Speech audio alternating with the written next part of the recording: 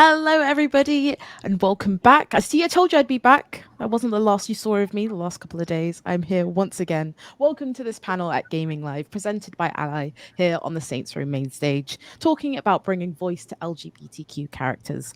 I'm Shay Thompson, and my pronouns are she, they. Before we get started, just a reminder that there will be a Q&A portion at the very end of this session, so make sure you have all of your questions ready for our wonderful voice acting cast. Now, I'm joined by an incredible lineup of voice game talent, so I'm going to let them all introduce themselves in their very special ways, starting with you, August. I'm not putting you on the spot. Everyone will go around. It's totally fine. Hey guys, my name is August Black. My pronouns are he, him, and I am best known for my role as Tyler Ronan, and tell me why. Awesome. And Maggie? I'm Maggie Robertson, she, her, and I am known for Lady Dimitrescu in Resident Evil Village. Awesome. And last but certainly not least, Ciarán. Hi, my name's Ciarán Strange. When it comes to video games, I'm most known for Lorelei in Borderlands and Paladin Mike in Tiny Tina's Wonderlands, and my pronouns are he, they. Awesome. Now, let's kick this session off. We're going to kind of peer behind the curtain that is like video game voice acting. So as a sort of general question to you all, how did you all kind of get into voice acting? We can start with you, Ciarán. Oh, me. Oh, gosh. I had a really weird way into voice acting. I was a musician who played a lot of anime conventions. And that was kind of my jam. Like, I loved music. I wrote my own stuff. I was touring, played Tokyo. It was a lot of fun. I really enjoyed it. But it put me in close quarters with a lot of voice actors. And everyone was sort of saying, oh, you're going to get bitten by the voice acting bug. You're going to come voice act with us. And I was like, no, never. And then I got an audition for Borderlands and I had to do it. And thankfully, they were looking for a character with my accent. And so they asked me to put down a voice print so they could figure out what they wanted and find an actor. And they liked me, so they booked me. And that's how I got into voice acting. There's many paths. I love that. That is like the main takeaway, right? Is everyone's got their own funny little paths, which is awesome. I'd love to hear from you, Maggie, next. First of all, that was such a cool story. Right? I'm super into it. I think it's so cool. Because everyone has wild journeys of how they got into acting. Mine also kind of feels like a happy accident. My first voiceover gig was LOL, Resident Evil Village, bom, which is bananas. I was kind of telling August about this before we hopped on the live, so I'm going to sound like a broken record. But yeah, I had just moved to LA in 2019, and so was very fresh on the scene and just happened to be right place, right time. The kind of phrase that I've been saying as we've gone about this process is luck happens when preparation meets opportunity. And I feel incredibly lucky. I got incredibly lucky, but also I got lucky because I was so prepared. I was so heavily trained and I worked my butt off. I was going to say something else, but we're live.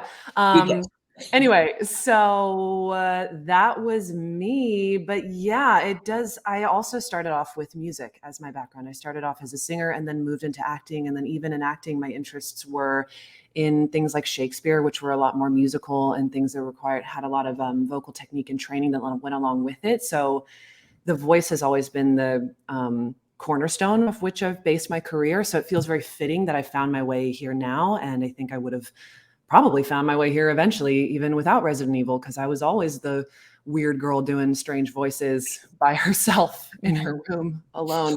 So anyway, we're here now and it's great. And I feel that I'm exactly where I'm supposed to be. So it's really exciting. Amazing. And you, August? My voiceover entrance was through Instagram. I had a casting director reach out to me on Instagram and asked for a tape. So I sent one in and they're like, can you send another one in? So I sent another one in, and then I did a directed audition, and that was it. Yeah, it was pretty wild. That's bananas. That's crazy. Wow. That's the dream. That's the dream, right? Yeah. So it's so weird because like these things happen. It's the same way. Yeah. No, please continue. Oh, sorry. I was just saying, like the first like acting role I got was like in the same. It happened the same way. They just reached out on Instagram. We all had like giant, crazy first roles. What is this? Right? We're going to give an unrealistic expectation. Whoa. Yeah, like, Is this a trick? It feels like a trick. Exactly. Yeah, so we've got like music, theater, and then Instagram as like an I'm just not musically inclined, guys. Like, it's just not. I'll get you singing. It'll happen. Never. I wish. I mean, from the sounds of it, it does sound like there's some crossover, right? Because I mean, if music was how you sort of both found your way in, Ciarán and Maggie. Oh, that's no! We're full of surprises here at Gaming Life, so we've got more surprises to come. I'm pretty sure. See, sorry, I have no idea what happened there. Oh, I'm technically challenged. I'm dog sitting, so I couldn't get out in time, so I'm just here with the dogs. Sorry about that. That's totally fine. Like blame I it said, on the dogs. Yeah, blame it on the dogs. Totally fine. So yes, being musically inclined. So did any of those skills kind of like lend to I'm hearing myself. I was like, that's really weird. Yeah, did that help to, I don't know, influence some of your roles and like how you prepared for the two roles, Ciarán and Maggie? Me first again? Sure, yeah. It totally did. I think a lot of the time, if you've had like a good singing coach who really can teach you like about your body and where your diaphragm is and like how to get certain sounds by doing certain things with your voice. I don't know, Maggie, if you ever experienced this through theater, but if you have a really good teacher that can teach you where everything is in your body, that really helped me. So when someone was like, oh, put it deeper, do this, make it area, I already had a kind of base of where to kind of go from that. Like, and musically, like, because I song wrote, like when you're given, not so much with video games, but on the anime side, like when you're given a few seconds to figure out how to take a line, it helps to have that musical inclination because you can kind of work your way through the line like musically, so it makes sense, if that makes sense. But it definitely helped, like having an understanding of my body and my voice and my range immediately, like hugely helpful. Yeah, I completely agree. You said it better than I will. But I think that all of that vocal training, it just helps you develop flexibility within your voice so that you can do a wide range of sounds and that you remain flexible, not only just in technically what you can do, but also able to switch on a dime and change it up and play around and just experiment and find different sounds that work in a healthy way. I think that's important too, because our voices are instrument and it's our That's a good livelihood. Point. Yeah, like the endurance as well. Like you learn your limits and you learn, like, I mean, I toured pop punk music for a long time. I was screaming and yelling on stage every night. So I have a real like level of endurance, like especially in video games, like they're really hard sometimes when you're doing a battle grid and you've got to give like 5 options for each yell and you've got like 2 hours worth of this stuff. It's you recognize the signs of when you're starting to get rough, how to get yourself out of that position, and you get this endurance that you can kind of keep going a little bit longer. It's like building calluses, right? Mm-hmm. Yeah, it's a muscle. August is like, I want to sing. Work out. No, I want to like learn these tricks and tools because like that was one of the things that I really recognized when I started doing voiceover was like, wow, it's taxing. It's like it's hard work and it's just hard in general. So like I swear my efforts in the beginning were like way different than like by the end of recording of the game. My efforts, I was like a whole different voice actor. God, this is really that's so cool. Yeah, it was really cool. But yeah, I'm sure that like experience and being able to come in with training is like it's beyond helpful. We use and not being afraid of the. Oh, sorry, Maggie.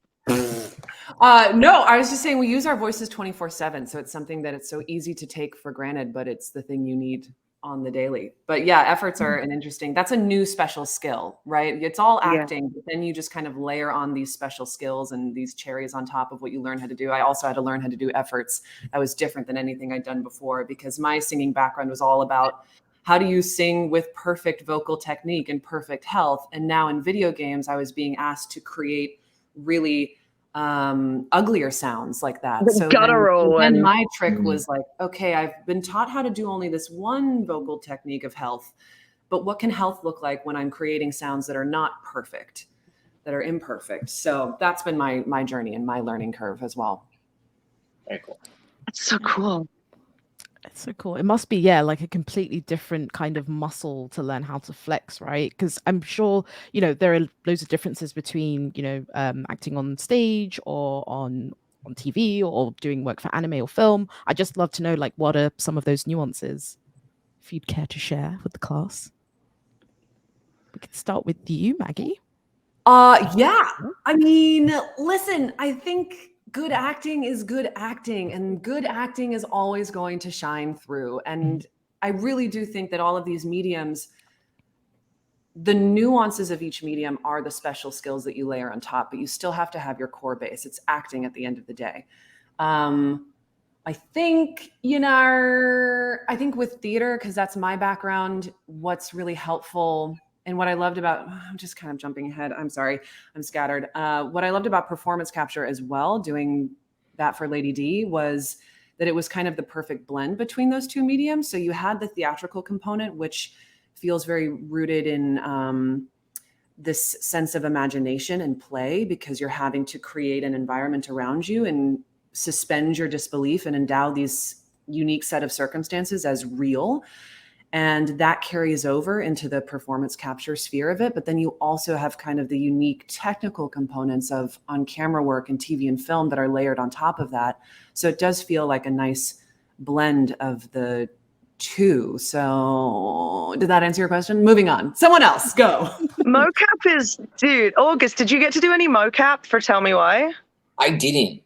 Surprisingly, Tyler was actually completely designed before I got the role, which is, you wouldn't, because we look so similar. But yeah, weird. Isn't that the weirdest thing? Like, I had no idea that he looked like, when I first started, I'd gotten a haircut like 2 days before, and I walked in and it was the entire development team, and they're all like, I was like, what are you guys looking at? Have you seen the characters? No. And they sat me down. I was like, did you guys stalk me? Like, this is so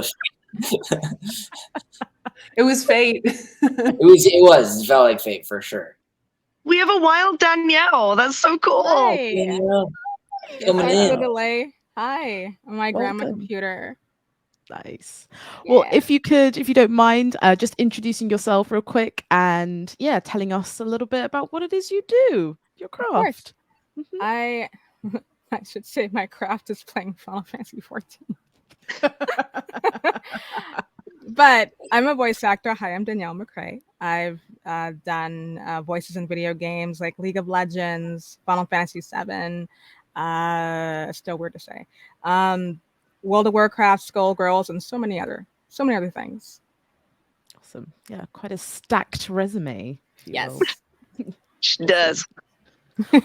So, we've kind of spoken about, sort of craft of acting. I'd just love to know, like, what are some of your favorite aspects and elements of the job?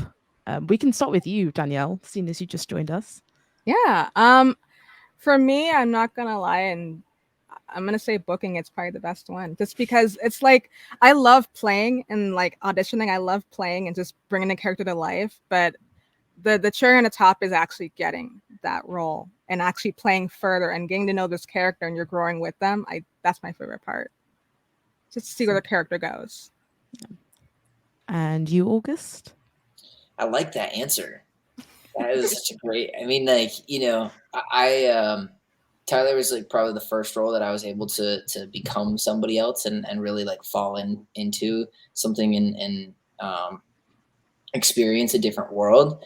But that feeling of booking and then you get to go into it and like kind of lose yourself is probably the best part. I remember a specific moment where I was just sitting in the booth and I had a double day. So like my 4-hour session, and then they brought me lunch, and I sat back down for my second session that day, and I was like, I am getting paid to do this. This is so cool.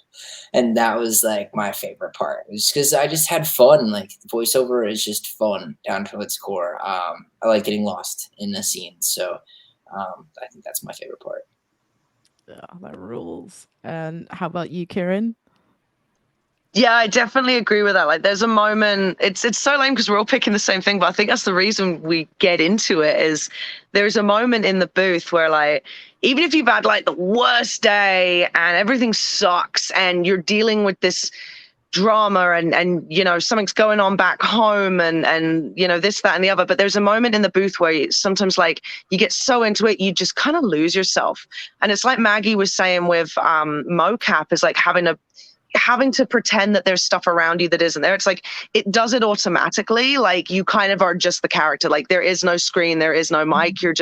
You're so in the zone that you're just feeling everything and you're seeing everything the way that character would do it and see it. And to me, like that is the ultimate moment when you walk out of the booth and you go, oh my gosh, I totally forgot I was in a booth. Like you lose yourself so much in the world. It's so cool. Awesome. And I'd love to hear from you, Maggie. I know like everyone sort of said similar-ish things, but They've yeah, all taken all the good answers. We're just reading what everyone else has said. No, I mean, I always say, and people have said this, so I didn't come up with this, I'm not original, but I always say that auditioning is the job. And then when you book the role, that's the vacation, that's the joy, and that's the fun. And I think voiceover is quite fun. There's something very special about the voice that can feel transformative and that you can just play and goof around. I think I had a similar experience as August, where I was in the booth and was being asked to just make like really strange animal noises or like doing weird stuff. And then I just kind of looked around. I was like, holy shit, I'm getting paid to do this. This is I'm so paying my fun. rent on this. Right? Like these are my Seriously. childhood dreams coming true. I think what I'm doing in voiceover, what I found in voiceover is a return to my innermost child. And now I'm getting paid to just play and have fun. Yeah. And it's a joy. It's a privilege and a joy. You like find that like imagination center, like, you know, like some of us, like we're sitting in our like closets as kids and you're playing with things and you're thinking about all of the worlds that you could build. And now you get to do that just in front of like a little glass window. It's the same dark space, but it's just like a little glass window and it's just like a bit different, but still just. You're still alone in a room. You're still alone in a room making animal sounds to yourself. There's a webcam involved, but like that's always watching you. Honestly, I know I'm hosting this thing, but I'm kind of just like, oh, that's fine. I'm just like, We I could lost sit them here. again. We lost them again. It's fine. No. I'm sure. Yeah, like I said, we're full of like magic tricks and surprises here. So at We'll some go back. point, there we go. Boom. See, Welcome back. It's when I check chat and come back. I'm just going to stop checking chat. that's totally fine. I can check it for you. They're saying wonderful, lovely things. So Aw. Ciarán is amazing. Thank you. So I kind of want to dig into some of your roles a little bit more, if that's okay. So starting with you, August, you know, what was your experience like? You know, Tyler being, you know, a trans protagonist in a major AAA title. You know, what was it like, kind of bringing that character to life? I felt oddly safe in Tyler. I think that was something that was really cool because I got to really just embody his experience as something that I've, you know, not gone through to a certain extent. You know, I didn't get accused of killing my mother at 12, but I did transition and I did have to go to a hometown that hadn't seen me as me for a really long time, and kind of being able to almost help him through that. I feel like he also helped me through a lot of it. But I have said this before, but Tyler and I have similar senses of humor. We love those dad jokes. So that is where I think I had the most fun, is that just being able to like be a part of his humor and add to it. That's amazing. I mean, now I kind of want to hear some of the dad jokes, because you Oh, can't just no. say that and not give us the dad jokes. No pressure. No pressure. Oh, I got this one for my kid. Are you ready? This is a new one. Where do I keep my dad jokes? Where? In my database. Oh my God. That's good. That's good. Your kid gave you that one? That's impressive. Not my kid, but a kid, and it was I applauded. So that is a good one. That's a classic. I That's a love that. classic, right? It's a classic. Good Thank one. you. It is. That is something. Database. Although I say this, oh, it was bad. That's gonna keep me up at night. She's gonna be playing this tonight. She's gonna be like, I'm sorry, you asked for it. database. Like, Yes. this is I True. did. I did. You did deliver, so that's good. Yeah. That's good. And so Maggie, Lady D kind of became this literally huge queer icon sort of after the fact. Did you expect that to happen? What was that like? No, not at all. No, no. How many times can I just say no? I'm stuck. No, I did not expect this to happen. This was the first role in video games that I ever booked, so I had no expectation on the outcome. I was just a happy little beaver that was happy to be in the room. My only thoughts were about how can I do my job in this very moment and not make a complete fool of myself in front of all the people that I so desperately want to impress and prove myself in front of. So no expectations on outcome. It's been such a joy to see her take off. I don't think any of us expected it, even though we loved her. I also share a lot of similarities with Lady D on a personal level, murder and rage and all that good stuff. But I don't know. I don't know. No, it was very unexpected and very overwhelming. No, I just remember like waking up and looking at my Twitter, and I was just like, what is happening? Why is the internet so horny right now? Like, why? Everyone loves Tall Mama. What's going on? It's about damn time, right? But yes, that was bananas too, because she started blowing up, but I was still under NDA, so I couldn't tell anyone. So I was just sitting in my closet alone, Googling on the interwebs. I was literally, my office was in my closet. So when I was doing my research, I was literally in my closet alone. Anywho, sorry. Yeah, that was that. And it was very wild. And then when she finally released, I had to turn my phone off that opening weekend because the notifications were bananas. Bananas. Sorry. It's been a journey. I can imagine. I have like a follow-up question about that, but we'll get to it. But it's great. Yeah. And Danielle, so Monster Prom kind of shows a different aspect of the queer experience, which is really fun and playful and joyful. What was it like kind of voicing characters like Amira and Faith? So I'm still really excited and honored to be a part of this game series franchise, because I got asked when the first game was about to come out. It's like, hey, check out this trailer. I got asked by my friend Adam, who was handling the project and casting at the time, and he was asking, would I be interested in this? And I looked at the art, I'm like, hell yeah, I would. Who you want me to be? It's like, we want you to be the fiery girl, Amira. It's like, yeah. It's like, we want you to be another girl too named Faith. I'm like, yeah, let's do it. Let's go. And that's kind of how I got introduced. And it's been an amazing journey ever since. I love all the fan art of all the characters. I kind of simp for all the fan art. So if there's any Monster Prom fan art, please tag me. I love to see it all. I'm a stan for life. I love that. I hope everyone in the audience is paying attention. Send the fan art right now. Yes. Right yes. This minute. Awesome. Or the TikToks. I love TikToks too. They're great. And finally, Ciarán, so Lorelai from Borderlands is this really fascinating character, who has loads of depth to them. They're grizzled, they're angry, they're driven to a destructive rebellion against an evil corporation, or just your classic regular stuff, just an average day. But then their just Monday. Just Mondays.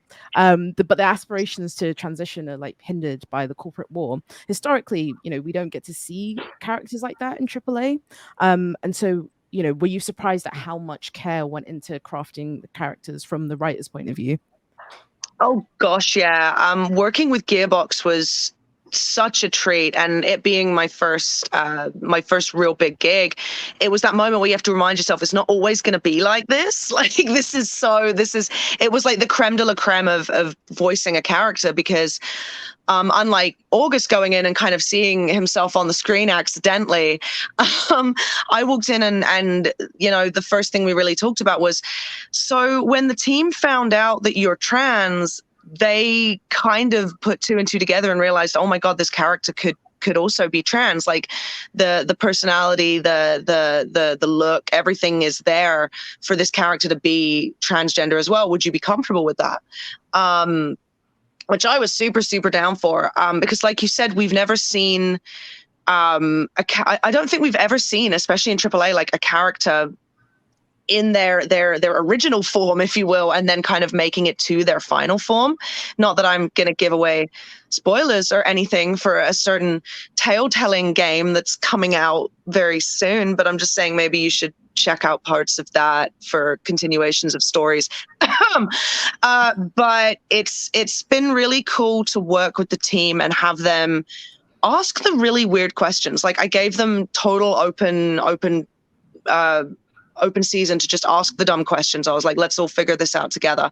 And it was really interesting stuff. Like, say we make Lorelei transition and we give him a new name and everything happens the way it is. How are people going to feel going back to the original game and kind of seeing Lorelei as a she and before they were able to transition?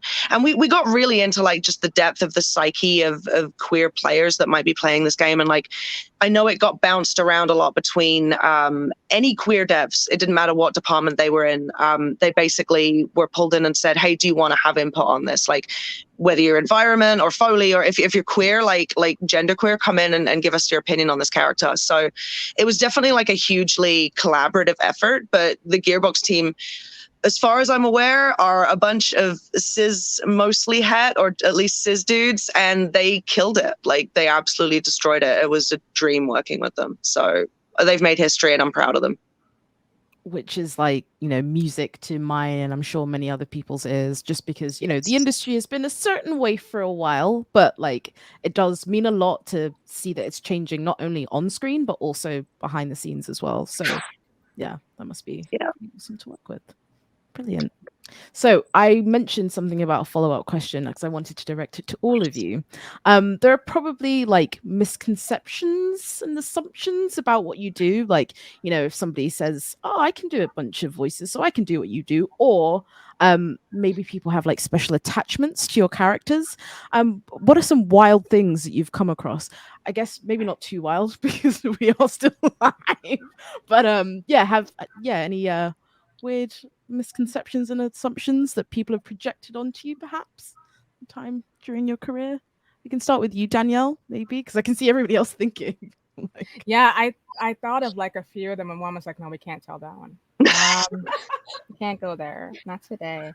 So I went to, it was like one of my first conventions that I went to, and this was, I think, the same year Skullgirls came out, and so I was doing like a meet and greet with a whole bunch of other voice actors, and I'm like, oh my gosh, I'm like the baby.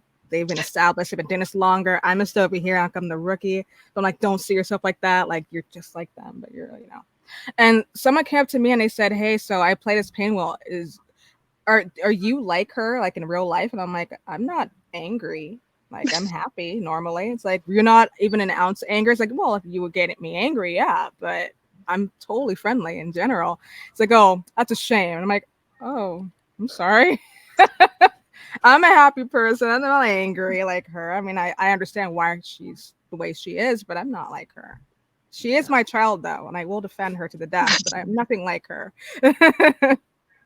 Of course. I'm just like, what do you mean? Like, that's a shame. I'm like, what? Yeah, like, I guess you expected me to be the character in real life. It's like, no, that's not okay. Like, can you imagine if Maggie was just going on homicidal, like rages, like all the time? Like, it's like, oh, what? Not what you want. Oh, ridiculous. How about you, August? I don't think so. I think everyone really just like wanted Tyler and Michael to work out, and they wanted to know if I had anything to do with it. I was like, it's player choice, so you guys gotta make sure if they work out or not. But no, there wasn't like a ton of like. I think because my character wasn't like super in a war or, you know, defeating evil. He was just kind of figuring out his past. It's a little bit different, but I think people wanted to know like how it turned out in the future. So that was kind of the only thing, but no major assumptions about me or my character as far as I know. That's good. That's keeping it wholesome. That's nice. Yeah, right? sweet. Yeah. Also. Oh. How about you, Ciarán?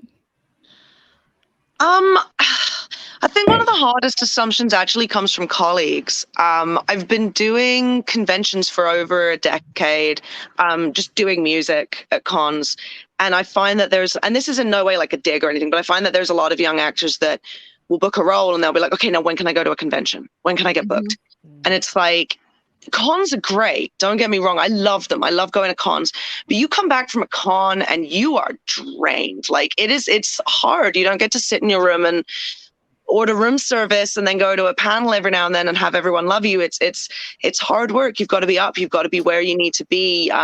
Sometimes you're, like Danielle was saying, you're stuck behind a desk in between Caitlin Glass and John St. John, and you are the smallest person in the room, and it's really emotional. Like it's a lot of emotional labor to go to a convention as a new actor and be aware that everyone's kind of. So what they'll do is they'll go to the person next to you and they'll be like, yeah, thanks, and then they'll kind of walk past you. Yeah, right. And you're that person who's kind of sitting there, and it's not a bad thing, but it's a real like lesson in just your own fortitude. And like Danielle was saying, like talking to yourself and reassuring yourself, like it's okay, I'm meant to be here. I can't see myself as like the baby of the group, because you're going to have those people that come up and that do meet you and that love it, and you're going to have a great time. But going back to my original point, the biggest misconception I think I see is you get booked and you're like, okay, when can I go to a con? And getting into conventions is brutal work. Like now I'm booking as an actor instead of a musician. It's become a lot harder because the competition is greater and my credits aren't as big in the acting world.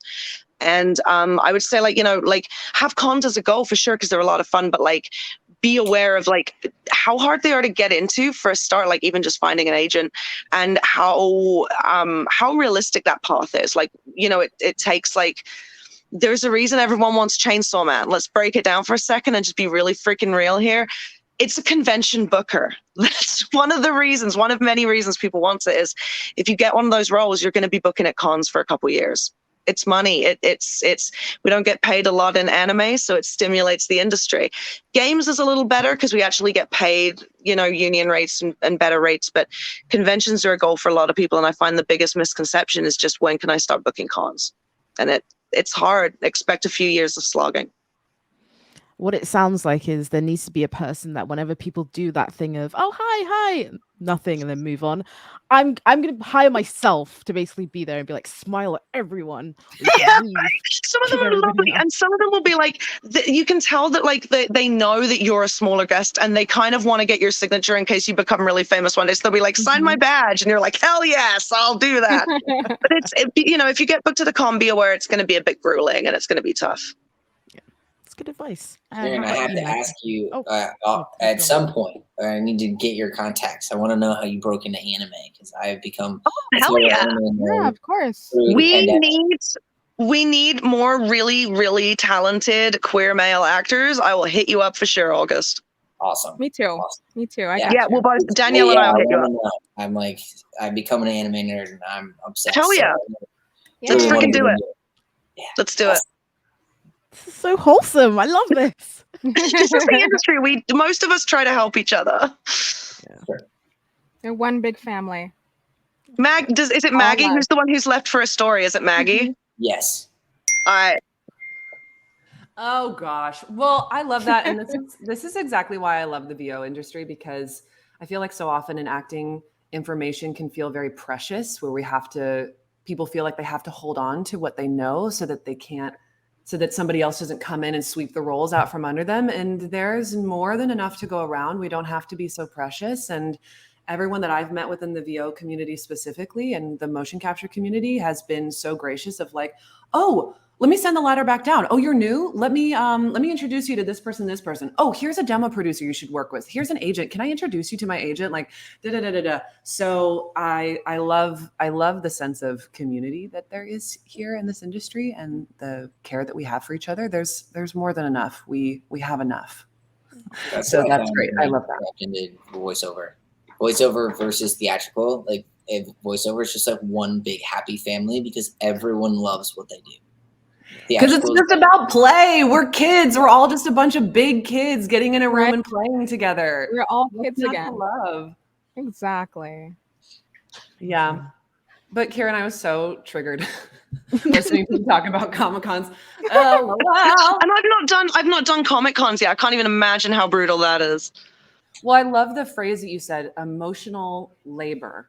And that really is what it is. Doing these live signings and doing Comic-Cons are a joy and they're so fun. But afterwards, you feel like you've been hit by a bus because you've just done essentially a one-person show, a stand-up show for 8 hours straight, or however long that you're sitting there at the table, and you're having to engage. You're at 100% energy 100% of the time, and you're just expending it, and then you get done. And it's not a vacation. Like, it really is work, and it's a privilege to be able to make money off of this as opposed to a waitressing job or this or that, any of the other jobs I was doing before. But I think that's a big misconception that a lot of my friends and family, when they found out, oh, you make money signing autographs? Oh, look at you. And I'm like, no, guys, it's a job. It's work. It's really hard work. It is a privilege, but it's a lot of work. So yeah. And then I guess in terms of other things, obviously my character was hypersexualized. And I think that the challenge for me, and I think audiences, has been separating me, the actor, from the character that I play, where I am not Lady D and I am not all the things that she is. I play her, but I am way more than just Lady D. I am a vast amalgamation of 100 different things, and I will play 100 different roles after this. She is not the one thing that I do. And I think because she was what I broke into this industry with, and she remains the main big credit that I have, that I get a lot of people that come up to my table and they say this with lovely intentions, but LOL, they're like, oh, you're just Lady D. And I'm like, no, I'm not. But thank you so much. Thank you for coming. Love you. But I am more than just this one thing. And she is more than me. She lives on. I agree with Danielle. You said that they feel like your children, and they really do. And I think that's the beauty of art. And when you create a character and she's put out into the world and is embraced by audiences worldwide, she really has taken on a life of her own and is expanding into something much greater than anything I could have made her into. So that's been a joy to see as well, to see the way that she's been able to transform post game release. I think that's been really cool. All the fan art, all the stories that people are writing, that just expands who she is. And I think it's lovely. And now she's yours, that's how I feel about it. She's not mine anymore. She's the audience's. So make her what you want. I love that. That's true. I have to forget sometimes that I'm actually hosting this. I'm just like, boy, this is Shay's just like, so much wisdom in my ears. This is great. So I want to kind of pivot a little bit. We've kind of touched on elements of this throughout the conversation, but kind of giving life to queer characters and LGBTQ characters, there must be a lot of pressure. And so how do you navigate, the pressure maybe put on yourself or put on a studio or put on by like the audience? How do you navigate all of that? Maybe we can start with you, Danielle. Come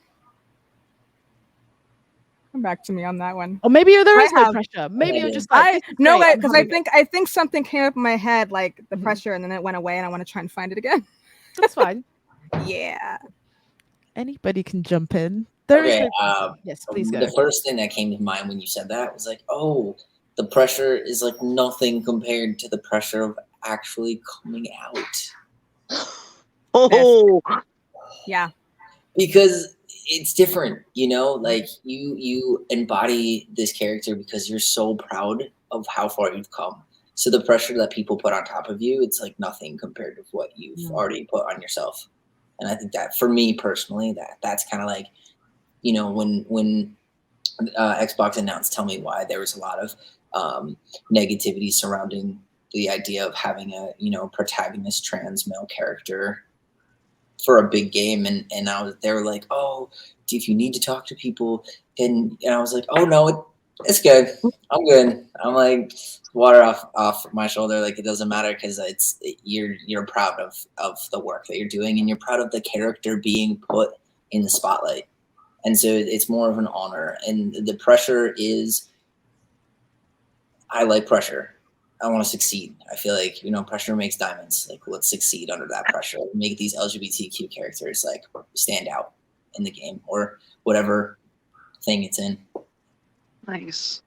That's a I feel that. I feel similar. Like, I feel like that's kind of how I deal with the pressure. Like when Lorelai was coming out as a character, thankfully I had Joel McDonald, who was the director, and we'd been friends for years. We'd gotten drunk at cons together. Like we'd known each other for a while. And so, they were like, we're here if you need us, like let us know if there's anything that comes up that you need to talk about. And I was terrified. I felt the pressure, but remembering that the works you're doing and the positive side of it and the people that do see themselves in it is like, that's kind of how I dealt with it. Like, just, it's also like way more effective than alcohol, which I don't suggest. That was a route that I kind of wanted to go down to just numb it out, and I didn't, and I'm proud of myself. But, when there's a lot of pressure, it's like, just taking care of yourself emotionally, stepping away when you need to, reinforcing those beliefs that what you're doing is the right thing and it is a good thing. And, a lot of people are going to resonate with it. And yeah, the pride definitely helps like take over the fear for sure. Nice. I think for me, the pressure came kind of after the fact, after the game's release, and seeing Lady D become adopted by the queer community. And so then the pressure came at that point to really uplift and protect and advocate this community that had adopted her and loves her.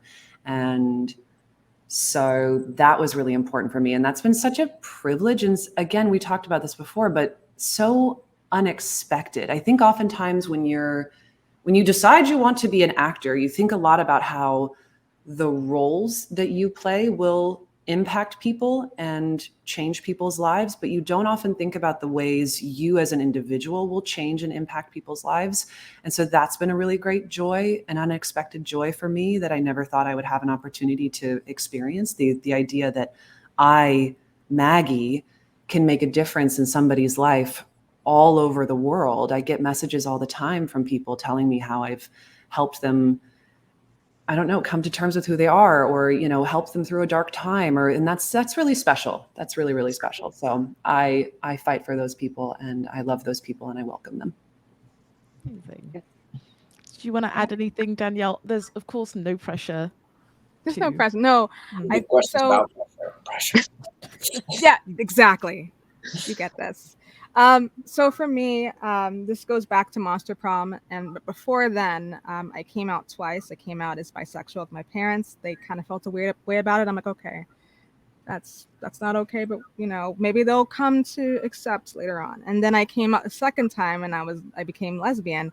My mom cried and said, she's like, oh, why? And I was like, what kind of question is why? Like, you can't just accept me. And she came around. She did come around a year later, and she's like, hey, I'm sorry. Like, I get you and I accept you and you're valid to me. And I'm like, I cried. But when Monster Prom came out, I already came to terms that, this is my identity, this is me. And when I found out that Faith identified as lesbian, I'm like, that's amazing. And I still get a lot of mail from people saying, hey, thank you for helping me realize, like who I am with these characters. Like, they speak volumes to me, and thank you for being the voice of these characters and kind of, helping me figure out who I am in general and how to come to terms with it. And stuff like that touches my heart, because we voice act, for a living. We don't really realize the huge picture of, there are people out there who get inspired by our work. I'm not going to try to cry here, but it's just amazing seeing the big picture, just seeing your work out there and having people come to you saying, thank you for doing what you do. And thank you for, just thank you. Try not to cry. No, it's but fine. It's amazing. It's so moving. It's moving to get responses like that from people that are huge fans of the games that we do and the shows that we do. It's just amazing. Yeah. No, Makes the pressure worth it, right? Yeah. Like, it does. It does. Yeah, for sure. It really does. Yeah, this is a very safe and wholesome space, and I know that people watching at home will resonate with this. And yeah, it's why visibility and representation are really important. So thank you for the work that you do. To all of you, you're all awesome. This has been a pleasure so far. Yeah. But especially Danielle. Yeah. Gonna make her cry more. Oh, make me cry more. I will cry for the entire duration. Awesome. So I think now we can start taking questions from the audience. So while, delays and all of that catch up, I'm going to start with a question because that's my job. That's what I love to do. So, for people watching at home, what are some top tips that you can give for people trying to get into voice acting? It's acting. It's acting. I don't know. I guess this is the hill that I'm going to die on for the stream, but Good, yes, do it. It is acting. So training is so important. Don't skimp on that because it will always shine through. And then if you're looking for more, I guess, technical specifics, I'm sure maybe you guys already know this as well, but D. Bradley Baker has a website called I Want to Be a Voice Actor, where he's very clearly outlined all of the different stages of development within a voiceover career, from the very beginning of how do I find the classes that I want to take? How do I build my first booth? How do I find my first agent? How do I learn microphone techniques? So that's a really great resource. The voiceover resource guide is another great one that lists different agencies and casting directors and demo producers if that's the stage of your career that you're at. I think so often people are in a rush, and I understand that because I too was in a rush at one point. But if your foundation is not strong, ultimately it's going to fall flat and you're going to have to go back to the beginning anyway. So make sure that you're not so much in a rush that you skip forward a few steps. Make sure that you're doing everything, and everything will take its time, and you have infinite amounts of time. There's absolutely no rush. Acting is not a finite career. You can act for the rest of your life, no matter what age you are. There's no rush. So there you go. I'll bounce off that actually, yeah, because that kind of ties in with be patient for sure. Like when I first started working on music, I worked with a lot of bigger career development people and artist development people. I worked with Tom Jackson, who helped build Taylor Swift's online sort of stage performance. Like I worked with a lot of people, and all of them said it takes about 10 years to break an artist from start to finish, at least. So when you hit your voice acting journey or your acting journey, and as Maggie said, it's emphasis on the acting, not the voice part. It's going to take, like, people look at me and say, oh, well, you got Borderlands right off the bat, but they don't see the 10, 12 years of music work and networking and everything that went in behind that, and voice training and all this other stuff to be able to be in a booth in front of a microphone and be comfortable, because I'd been doing it for years. And I feel like, like Maggie said, like we are so impatient, and we're so, it's almost out of the fear. Like for me, when Final Fantasy VII started being remade, I started to panic and being like, I'm not in the right position to be in this game. This is my dream. I can't believe they're actually remaking it.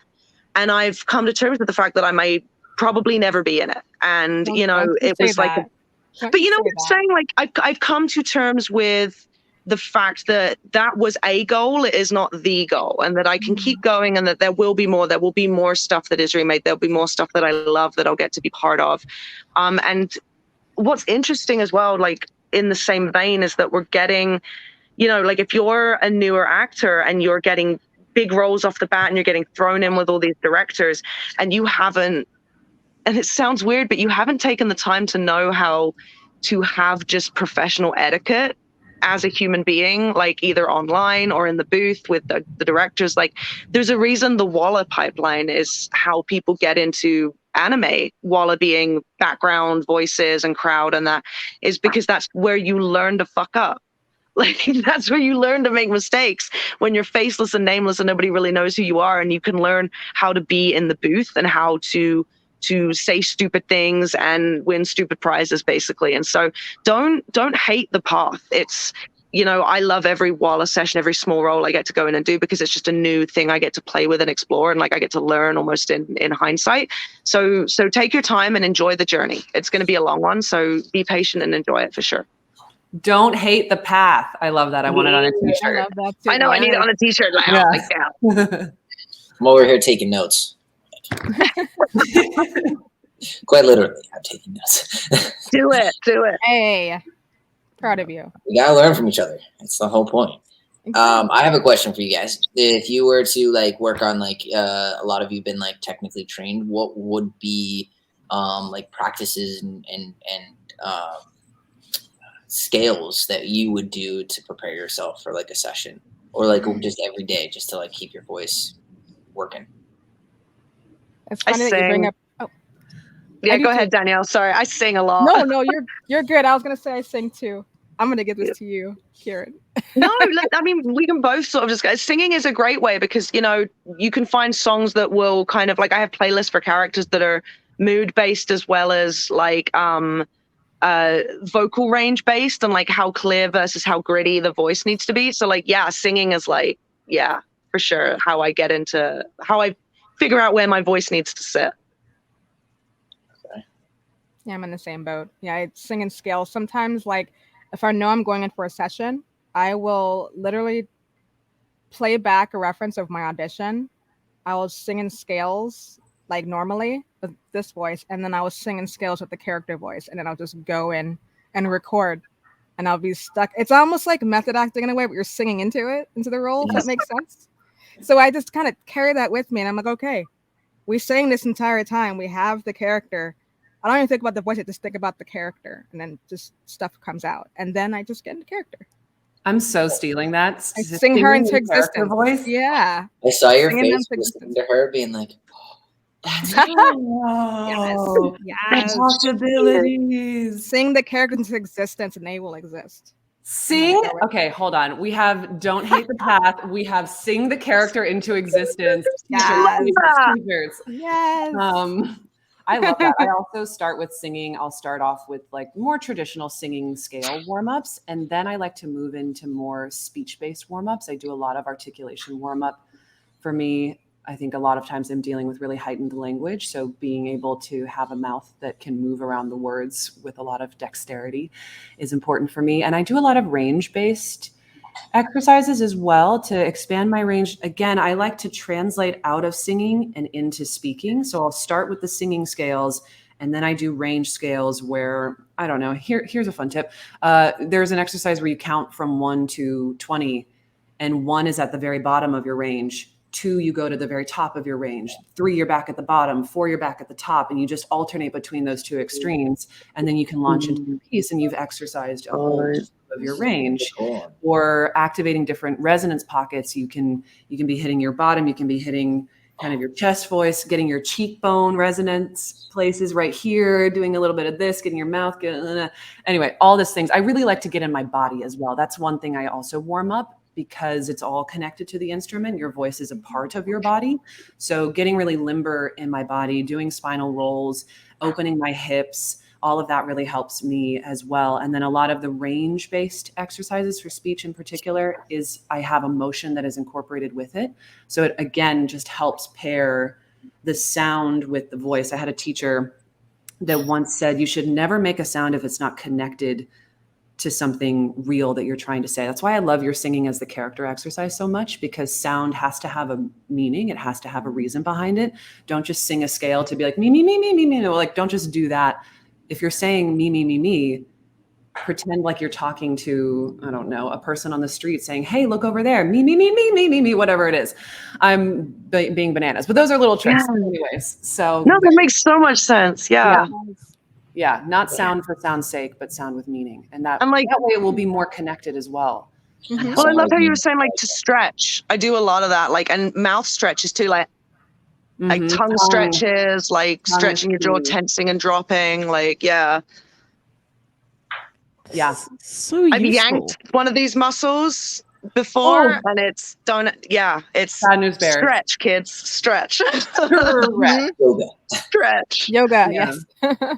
Otherwise, you'll get a real yell of pain. Yeah. It is such a simple thing. I think you touched on this before, Shay, of so many people think it's easy to look at acting on the page and think, oh, well, I can do that. That's easy. But there's a lot of work that goes behind it. A lot of what we're doing, what we're talking about right now is about the craft. It is a craft. And I think it would be a disservice to dismiss that portion of it as well. Yeah. Yes, anyone can be an actor. Anyone can be an actor. This can be a dream for everyone, but don't dismiss the fact that it's also work. Yeah. Like, I had a very dear friend. I love him to pieces. He's great. He was like, yeah, 'cause I'm thinking of like getting into voice acting because I'm like good at doing voices. I like slammed both my hands on the table, having had like loads of voice acting friends. I was just like, no, that's not what it is. It's a craft. How dare you? And I like went through, like told him some stuff. So it's good to know that I was right because it's true. Like, and I do want people to, you know, give this craft preference it deserves. Someone has just asked in the chat. I'm someone that deals a lot with a lot of stage fright, and it's hard to get out of my own head. How do any of you deal with that? And do you have any advice to combat that? I'm a super nervous person, especially when it comes to like jumping into something like that. I get like really clammy hands, my leg will shake, and it's like a whole thing. And confidence is something that like every person I've ever worked with, it's like if you just believed in yourself, the confidence will follow. And so just practicing believing what you're doing, like believing it, because if you don't believe the character, the person listening won't believe it either. So it's like kind of that's where I feel like I still need the most practice is believing in what I'm doing, because then one, it becomes more fun, but it becomes easier to have that confidence. Fake it a little bit. Yeah. I think what's helped me is kind of separating myself, taking myself out of the equation. It's actually not about me. It's about how can I serve this character and serve this role. So if I focus my undivided attention on how can I just make this character the best that it can be, then my ego kind of takes a backseat and I can kind of let that go a little bit and then just focus on the work, which is the thing that I love to do. So it's about delving back into the thing that makes you want to do this in the first place. If I can just focus on this sense of play, on this imagination, my time that I get to spend imagining creative worlds, then it's about having fun. Then I can just step in and enjoy the craft of it. But if I think about outcome, then I get trapped. And that's when the clammy hands and the doubts and do I even deserve to be here, imposter syndrome, all of that stuff starts to pop up. I've always found it easier to be another person than to be myself. So I get a lot more stage fright, to be honest, doing things like this where I have to speak as me than when I have to speak as a character. So that's been more of an adjustment. That's cool. I'm mean to myself, but for those of you who love tough love, it might help. I do similar things. Like I tend to derealize when I'm getting anxious, so I just totally leave my body. So, you know, August, you're saying like the clammy hands and all that. I'm pretty sure that's what I'm going through, but I'm not even in my body, so I don't even know. I just feel like my whole body is like the mech is shut down, and my spirit has left. And I'm a little mean to myself. I sort of say to myself, and this started with stage. This started with going on stage and having a show to do and knowing that if I didn't give it 100%, I was going to get off stage afterwards and I was going to feel like crap. And I was going to be like, you looked silly, you didn't move properly, you know, and now you're off stage and you're looking back and you're like, oh, now I regret.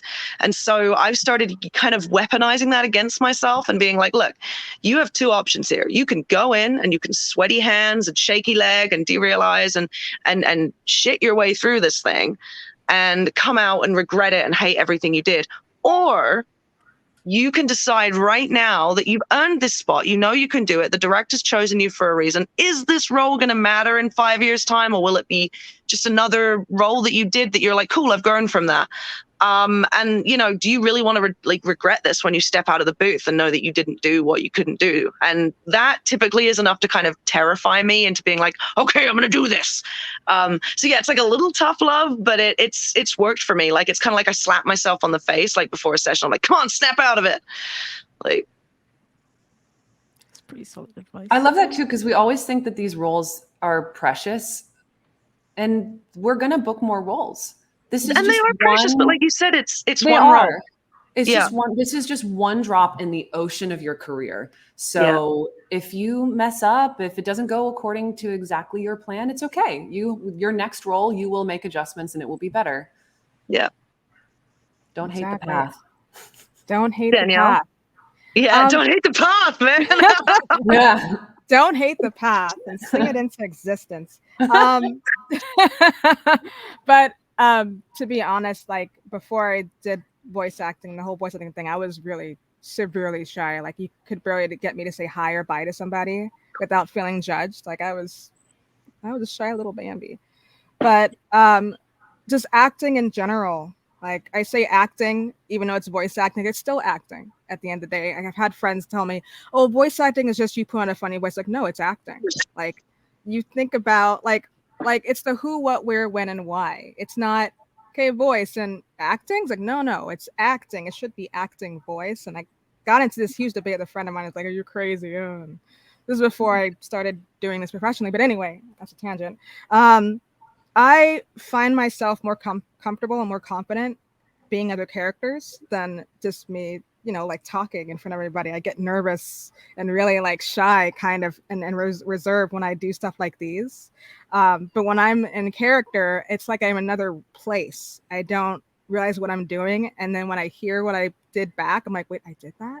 It's like almost like you fall asleep, you're dreaming, and then you wake up, well, that was a weird dream. It was like that. It's like that for me. I just kind of go to another realm when I act, and I don't think about anything. Like I can have a bad day or a really good day, but I'm not thinking about that. I'm thinking about this character and just giving them life. And at the end of the day, this is their show. This isn't my show. So cool. I kind of see it like that. But yeah, improv helps too. I took a lot of improv, and then that led to D&D, and yeah, that's kind of helped my self-confidence a lot as well with improv, and then D&D and more improv. That's a good point, actually. Like the more I do it in the booth, the more I realize how I'm able to come up with stuff on the spot, or they ask me to do a change and I'm able to do it and they seem happy. Like the more you do stuff, the more confident you're going to feel. It's the same with auditions. Like the more auditions you're getting in, like I'm way more confident during like audition season of anime when all the auditions come out once a quarter than I am the rest of the like month, because I'm doing it all the time. There's tons of auditions that they're all coming in. So like doing improv or D&D or something where you're used to being put on the spot and you're used to kind of everyone in the room looking at you and expecting you to make a decision on the spot. That's actually a really good idea. It's like it gets you used to doing that, like, and being in that position and like having that pressure on you and like how to deal with it. And then once you know, like, oh, I can work under pressure. I'm used to this. Like that's super useful. Yeah. Yeah. It's very rewarding too, I feel. Absolutely. I mean, I know the question wasn't directed towards me. Do it. How do you do it when you prep, Shay? Yeah. Honestly, it's a mix of all of this. I'm very harsh on myself. I have been like since I was a child, so I'm like, yeah, I'm prepared to continue to be harsh on myself. But then also like when it comes to when I'm just about to like go on stage or sit in a room full of like executives and the cameras are rolling, I've never met these people before, I'm going to try some jokes, and if they don't land, it's going to be very embarrassing. I'm just there to help, bring this content or bring this script to life. And so I can kind of set myself aside, which is kind of hard because it's just me, but setting myself aside, doing the thing, and then I'm like, well, I did my best. That's what it comes down to, is you're putting your best foot forward every single time. And sometimes I have like shows or like I've hosted like on stage for like an hour and I'm like, oh my god, that was horrible, I'll never talk again. But then I'm like, no, you'll get booked for more stuff because you are talented and one experience doesn't define you at all. So that's actually, you kind of like, yeah, you summed everything up. It's like, it's just one, like every time you step on stage or you do an event like this, it's like, it's one drop in the bucket of your career. Like, and it's as long as you put your best foot forward, like that's why I threaten myself kindly, because it's like, as long as you're putting your best foot forward, you can get off stage and say, you know what, I did my best. Did it. Exactly. So yeah. Like I said, it wasn't directed at me, but I was like, I have thoughts on this, and I was inspired. No, you totally by have thoughts. Yeah. So, yeah, totally, and that's valuable as well, because like we're all doing a different job, but we're all dealing with stage fright. Mm-hmm. So yeah, it's real. Performative. Yeah. So just a last fun one that we had come through a couple minutes ago. Who was a video game character you looked up to or who you adored as a child? It's kind of a big one, actually. I was like, this is a fun one. There's so many. I'll go first while everyone's chatting then, because unfortunately mine is, I mean, I love Final Fantasy VII. I loved a whole bunch of, but I got to go back to the OG. It was the Sonic the Hedgehog series. It was Sonic, Knuckles, and Tails. They were my boys. And one day, that's the goal, one day. But yeah, I love how much we're seeing with the Sonic franchise now. I never thought we'd get like a movie. Like, so it's really kind of reinvigorated when I was a kid and I first got into fandoms and was into Sonic the Hedgehog. It's like, it's weird to be doing my job at a time when like the stuff that not inspired me to be a voice actor, but the stuff that got me into loving a fandom is so big. It's cool. Sonic, the Sonic teamer. Yeah, that's my jam. Any more? I think for me, I'm gonna go for the game that actually got me into voice acting, and this is thanks to my late dad. I got me into Metal Gear Solid, and he was not into video games at all. He just did not know what, like, he's like, I don't know how all this works, so you play it and you let me know what. It's like, okay. Did he just like the design of the game? Like, yeah, he's like, well, it's so futuristic, and I'm like, yeah, Dad, this is great. This was like back in PlayStation 1 where things were like, at the time, it was amazing. Like, they're groundbreaking. This ain't Pong, Dad. Yeah, and so Solid Snake was like, he was my hero, and the fact that it was all voice acted, I'm like, wow, I don't play a lot of video games that have the entire game is fully voiced. And then when I found out about Naomi Hunter being voiced by Jennifer Hale, I'm like, I need to follow her on everything. Like, she's amazing.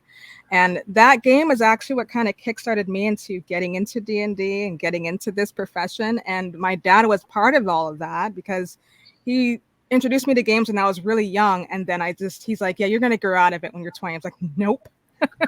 So I'm still playing it. So yeah, every game I play, I kind of honor him for that. So it's definitely Metal Gear Solid for sure. So sweet. I'm not much of a gamer. Never really have been. I only played one like video game pretty solidly growing up, and that was Uncharted. So I really liked Uncharted. Yeah, but so that's like one of my favorite like games I've ever played. So like, you know, Nathan Drake. But character-wise, I don't know. I'm like a Spider-Man, Iron Man guy. Yeah, nice. Still counts. It can just be any Good character. Boy. Good boy. It can be any character. Any character. I mean, if I was gonna go with any character, like just now, I like Deku, my hero. Oh, Deku, yes. Great character. Yeah. Also, can I just say, August, you like would have the perfect voice for a Peter Parker. So like, I am like manifesting that shit for you. Love to be. I will sing that into Peter Parker. That would be the coolest thing ever. There's gonna multiple fucking happen. Peter Parker out there. It's gonna fucking happen. I hear it. Yes. I'm kind of like August. I'm not really a gamer. I'm a poser. I'm an imposter here. It's fine. There's still room for you. Running in the walls. Yeah. Thanks, guys. Yeah, thanks. The only game that I played was by mistake because I think we moved and some game console, I think it was a Nintendo, got left in the house, and then it had one game, which was Lion King.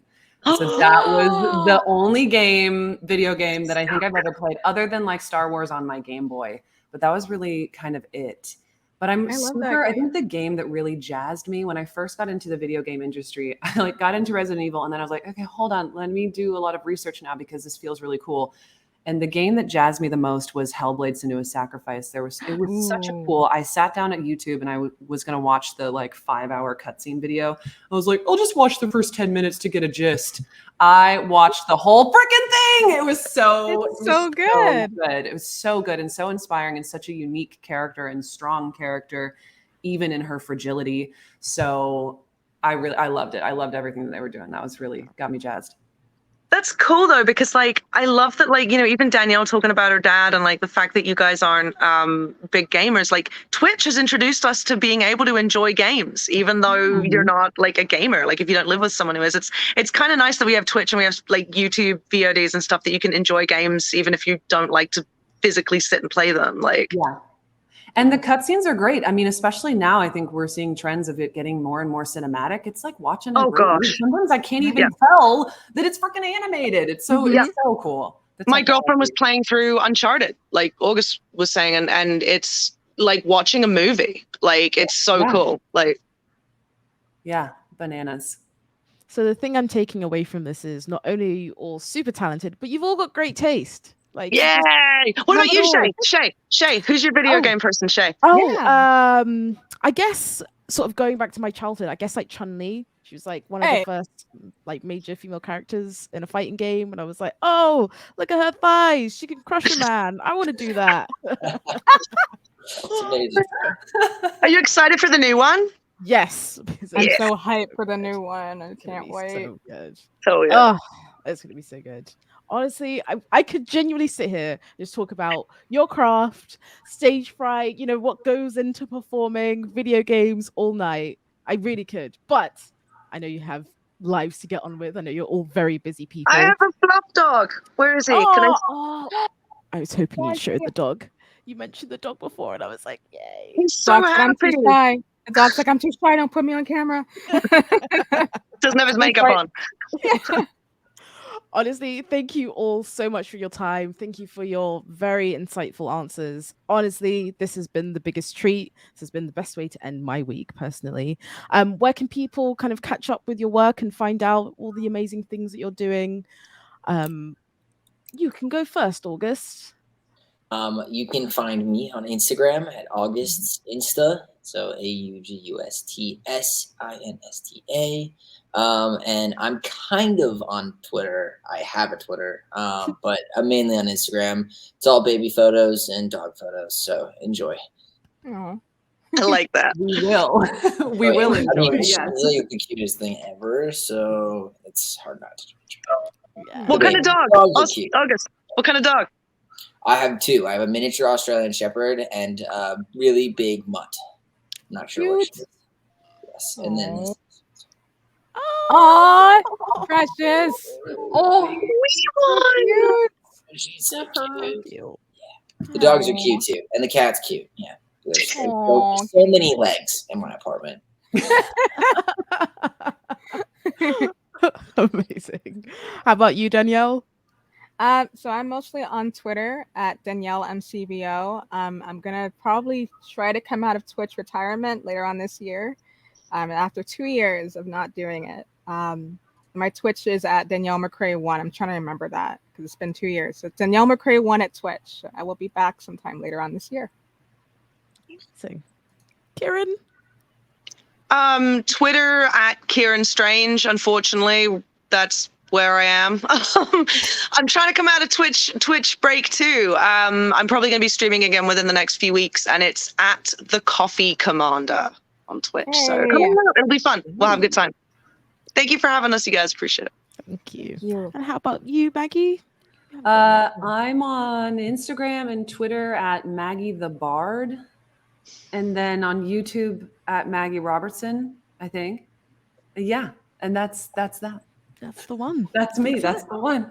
Jay, what about you? What's your handles? Oh, I am moods_JPEG on Twitter. Oh my God, And- I love that. Moods. Yeah, moods. So That's aesthetic. a moods. Yeah, Yeah. let's go JPEG. Yeah, and then on Instagram, which is mostly just like me going out and posting my party outfits, is moods.gif because I like That's there so to be British. I Yeah, love it's it. very I'm here for it. Let's go. I'm here. It's very British. Oh gosh, you clocked me. Honestly, this has been a treat. I will never forget this, and I won't because my memory is pretty good actually. So I just want to thank you all so much for your time. Thank you so much for sharing your brilliance with us. This has been bringing voice to LGBTQ characters at Gayming Live, presented by Ally here on the Saints Row main stage. I have been your host, Shay Thompson. This is the final day of Gayming Live, but there are still a couple more sessions running. To find out exactly what those are, head on over to gayming.live to see the full rest of the schedule. Right. Now, I'm going to go lie down. Thank you all so much for your time. I'm going to put on my party outfit and go out. Get out. Oh, I'm gonna lie down. Thank you so much, everyone. This has been so fun. Thank you. you.